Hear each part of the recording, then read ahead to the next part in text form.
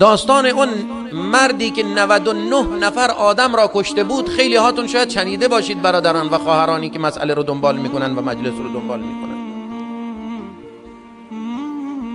آمد پیش یک عابدی، رفت به فکر این که خب این مرد خداست و این بندگی الله میکنه و اینها.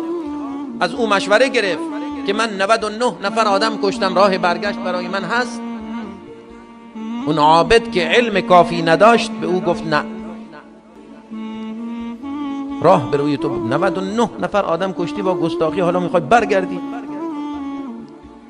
آمد و این عابد را هم کشت و گفت که اگر راه برگشت برای من نیست 100 نفر تکمیل بشه.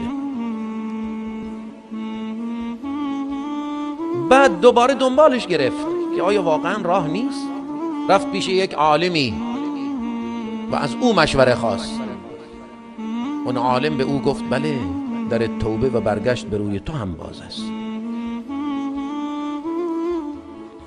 و به او مشوره داد که تو اگر واقعا توبه کاری و دروغ نمیگی، از توبه تو این است که مملکتی که در آن تبهکاری کردی رو ول بکنی، رها بکنی و برو به فلان منطقه و مملکت که مردمان آن صالح و بندگی الله میکنند و صالحند.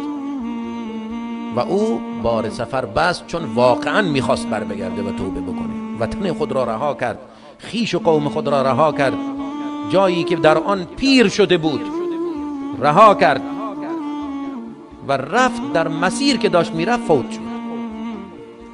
ملائکه رحمت و ملائکه عذاب نتوانستن تشخیص بدن که این روحش رو کدوم یک از اینها باید ببرن و الله سبحانه و تعالی ملکی را فرستاد که داور بشود بین اینها. این حدیث صحیح است. فرمود برو داوری بکن بین اینها. ملائکه رحمت و ملائکه عذاب با هم نزاع دارند. ملائکه عذاب میگن این یک عمر تبهکاری کرده و کار نیکی انجام نداده و ملائکه رحمت میگن که این توبه کرده و الله غفار الذنوب است.